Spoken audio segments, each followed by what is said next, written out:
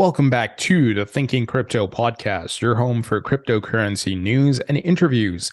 If you are new here, please hit that subscribe button as well as the thumbs up button and leave a comment below. If you're listening on a podcast platform such as Spotify, Apple, or Google, please leave a 5-star rating and review. It supports the podcast and it doesn't cost you anything. This content is brought to you by Uphold, which makes crypto investing easy. I've been using Uphold since 2017. They're one of my go-to exchanges. They have 10 plus million users, 250 plus cryptocurrencies, and they're available in 150 countries. You can also trade precious metals and equities on this platform. If you'd like to learn more, please visit the link in the description. Well, folks, I'm sure many of you have heard by now the big news of the day. The SEC is suing Binance as well as Binance CEO CZ, also known as Changpeng Zhao.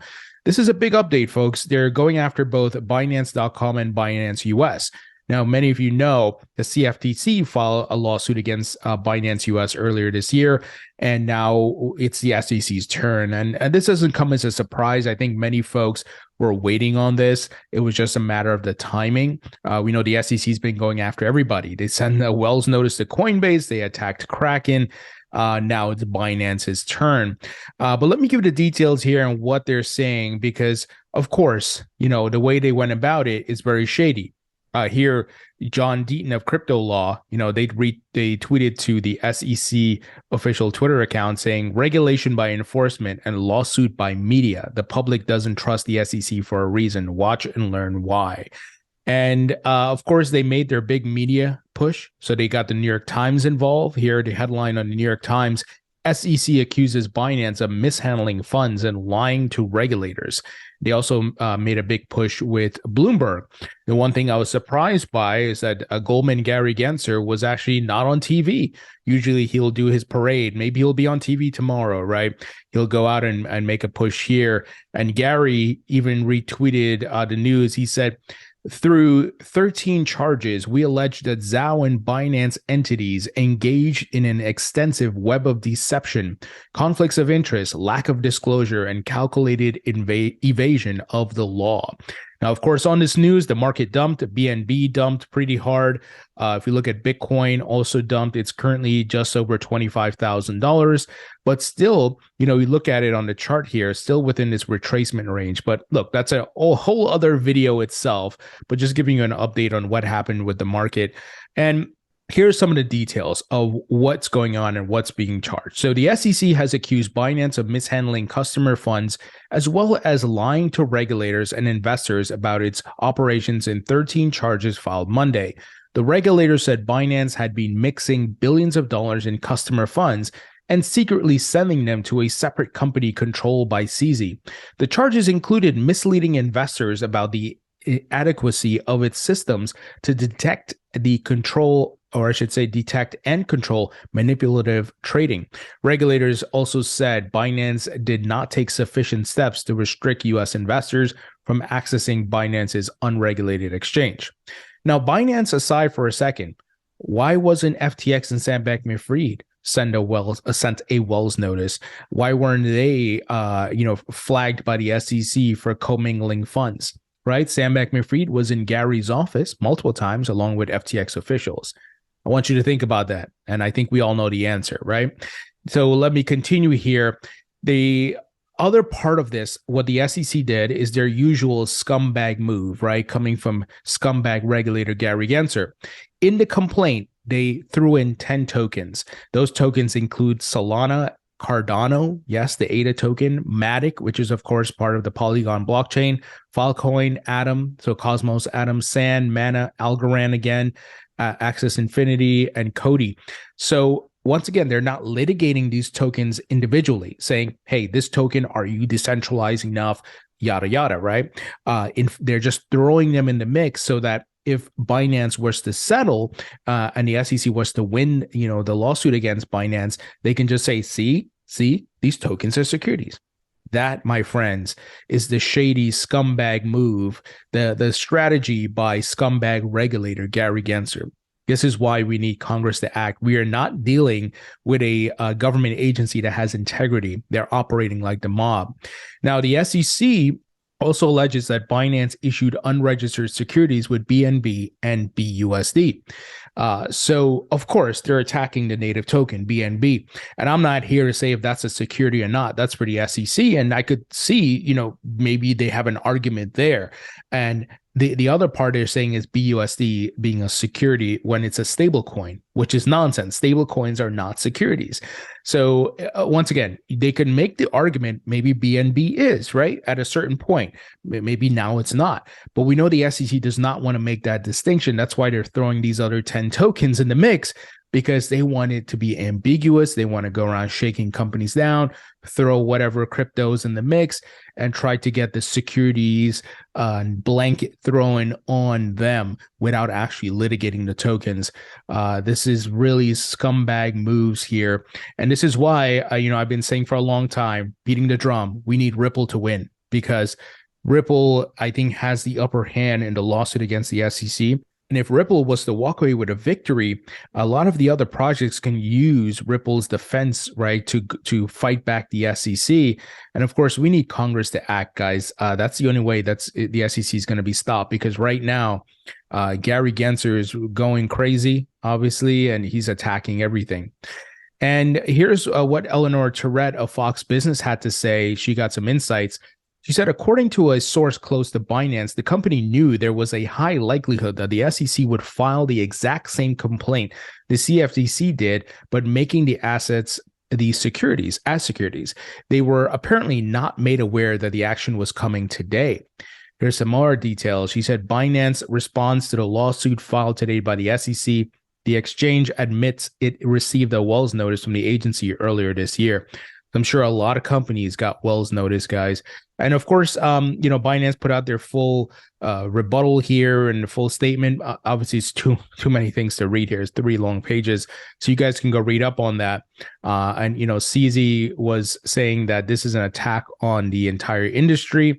I just wish CZ and these other folks would have gotten behind Ripple, and the industry would have came together sooner, because they could have start fighting the SEC, suing the SEC. I've been calling on Brian Armstrong, Coinbase CEO, to form the crypto coalition and sue the hell out of the SEC. Go on the offensive.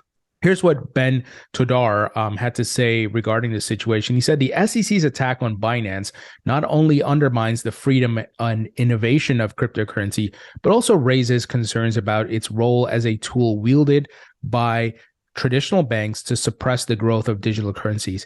Guys, I've been saying this for a long time. People are starting to recognize it now. The SEC has been weaponized by the TradFi incumbents who are getting disrupted, and they're using the SEC to try to kill these startups and these crypto companies so they can come in and take over. Notice BlackRock hasn't gotten a Wells notice. Notice Fidelity hasn't gotten a Wells notice, right? And they're launching trading services and so forth. Here, Ben says, by targeting Binance, the SEC appears to align with the interests of established financial institutions that perceive cryptocurrencies as a threat to their dominance. It is essential to recognize the potential influence and lobbying power that the traditional financial entities exert over regulatory bodies, which can shape their actions against the crypto industry. As advocates for crypto freedom, we must remain vigilant and push for fair and unbiased regulation that allows the transformative potential of cryptocurrencies to flourish, unhindered by agencies or I should say agendas of traditional financial gatekeepers. Spot on. These are the exact sentiments I have. I've been saying it for a long time. It's not the sexiest news, but this is what's happening. And, even Tim Draper said it straight to Gary Gensler's face many years ago at a conference, right? He told him that this is the fight that was coming and all that. And here, Luke Martin, who is at Stacks Podcast, he shared Gary's video talking about crypto, and he said the SEC just sued Binance and CZ for breaking U.S. securities laws. In 2023, Gary's SEC has gone after 4 exchanges, numerous projects, and forced crypto offshore. Just a few years ago, he was teaching that 75% of the crypto market was not a security, even in the U.S. What changed? And he shared a video of Gary at MIT. And of course, Gary, we saw, was promoting Algorand years back. So what changed, guys? Well, like I've said before, the SEC and that chairman seat is beholden to the JP Morgans and the TradFi incumbents. So Gary, I'm sure, is pocketing millions and whatever it may be in lobbying money, to go after these crypto companies and try to stifle them and kill them, right?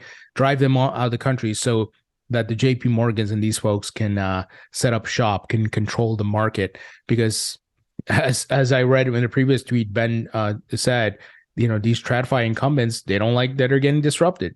Let's move ahead here. Craig DeWitt, who is formerly at Ripple, he's now at Supermojo, which is an NFT platform.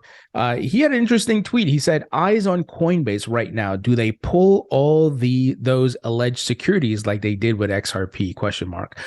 So obviously mentioning the 10 tokens the SEC mentioned in their lawsuit against Binance. Now, here's another interesting fact, folks, the SEC, of how they lack integrity. Guess what they're doing? They have scrubbed Bill Hinman's bio from his webpage that has been up there for years. Why would you be, removing that? I tweeted out, the SEC is scrubbing its site, prepping for Hinman doc release. So Hinman docs are set to be released June 13th. I said the Binance news today was most likely a preemptive move to distract folks from the fallout that is coming with Hinman and the Ethereum free pass. So if you look at the webpage right now, Hinman's bio has been removed completely. If you look at the web archive, or what's called the Wayback Machine, which has a copy of the page from February of this year, you can see full bio details talking about he was at Simpson Thacher and Bartlett and all these other things. Why would you need to remove that, folks? Really, that's just a man's bio, right? Well, you can go Google it. They know what's coming.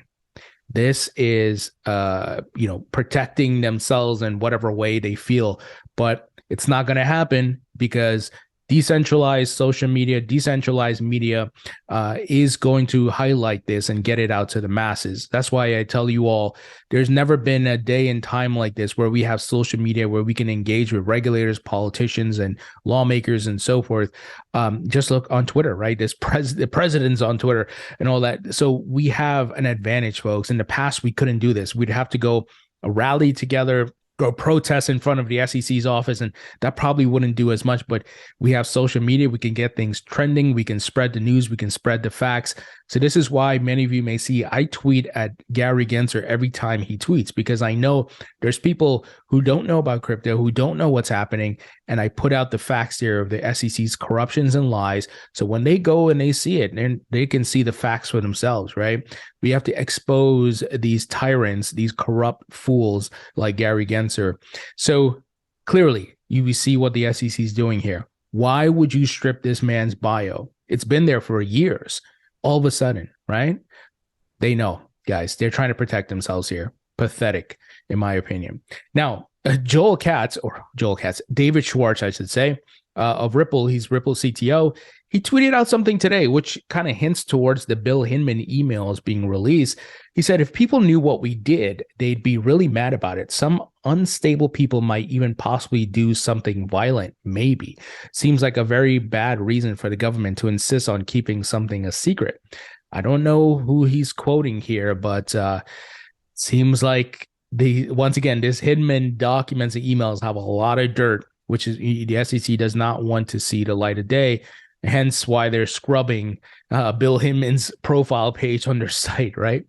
And guys, we know that just this past Friday, Representative Patrick Henry and Glenn Thompson released a comprehensive regulation bill draft. I think the most significant bill of the year, where it clarifies what's the roles of the SEC and CFTC and how they have to look at the crypto assets and make sure they go through a proper test. Are they decentralized, and are they a commodity, or are they still a security? So this bill is what we need, what the industry is looking for. And of course, the SEC coming out now, I think they're scrambling at the SEC, honestly, because of things like this, the Ripple lawsuit, the Hinman documents.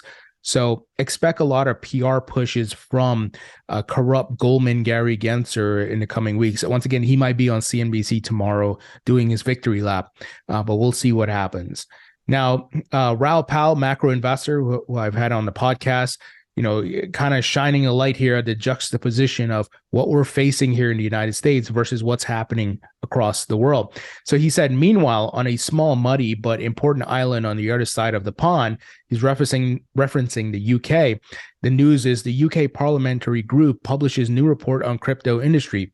The UK must urgently develop a clear regulatory framework. And number two, the UK should move within a finite window of opportunity within the next 12 to 8 months to ensure early leadership within the sector. So the EU recently passed the MiCA regulation. UK is ready to get their regulation in place. We know the UAE, Dubai, Singapore, Japan, a lot of these countries already have their regulations in place. We see Hong Kong is making a big push, obviously heavily tied to China. So China itself is making a push. While here in the United States, we're dealing with corrupt clown scumbag regulator Gary Gensler and this foolishness, right? Entrepreneurs and innovators are confused. They're struggling because of this lack of clarity. So hopefully Congress here in the United States can get it right. Now let's move ahead. We got some big news out of El Salvador. El Salvador's Volcano Energy secures $1 billion in commitments for its 241 megawatt Bitcoin mine. Stablecoin issuer Tether is among the investors in the new Bitcoin mining site, powered by solar and wind energy in El Salvador. This is big, folks. So this country obviously has embraced Bitcoin. It's a legal tender. They're going to mine it with volcanic energy, and they've raised $1 billion here to develop that. And Tether is a big investor. So the rest of the world is moving ahead while we're facing big headwinds here. So the mining site will be powered by 169 megawatts of solar and 72 megawatt of wind energy to bring computing power of over 1.3 exahash per second. The press releases said it will be located in Metapan, Santa Ana in the country's northwest. So they said here the government will play a crucial role in planning and execution and has secured a preferred participation equivalent to 23% of revenues, said Volcano. The outside investors will own 27% of the venture, and remaining 50% will be reinvested to expand energy production and mining capabilities, the firm said.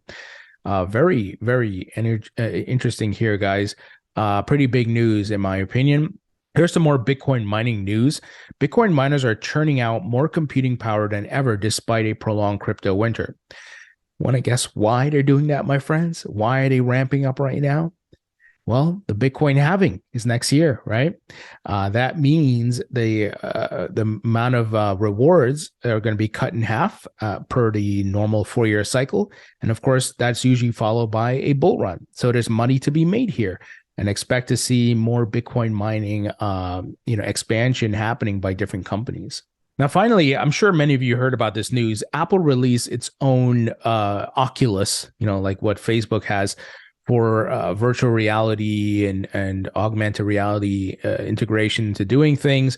They're calling it the Apple Vision Pro. And you may say, well, Tony, why are you telling us about this news? This is not a tech channel, talking about Apple products. But if you have seen this video on the presentation of this new Vision Pro, it's pretty legit. It's amazing, way better than the Meta Oculus. And my thoughts are this is going to help usher in the metaverse, folks, because you need proper hardware here, so where it's not, kind of annoying or crazy, and it's easy to use. And I think this really hits the mark here. With the proper equipment and you have the proper apps, I think this is going to be a big part in getting people into the metaverse. It is pretty expensive, but there's going to be competitors. But I think this is a great start. It's amazing, and I think people are going to use this thing. If you go watch the video and see this product, it allows you to interact with everything around you, so that you're not impaired by having this thing on. If you turn off the actual visual aspects of it and the computing aspects of it, you can see clear as day, as far as what's at your environment. So it's not like the Oculus where you're completely blind, right? So this is a really great product. And I think things like this are going to help ushering the metaverse. Just watch it play out, my friends. This is pretty big. All right, guys, that's the news. Let me know what you think about this Binance SEC situation. Obviously, crazy stuff. The SEC continues their enforcement actions. Leave your thoughts and comments below. Hit the 5 stars on the podcast platforms, and I'll talk to you all later.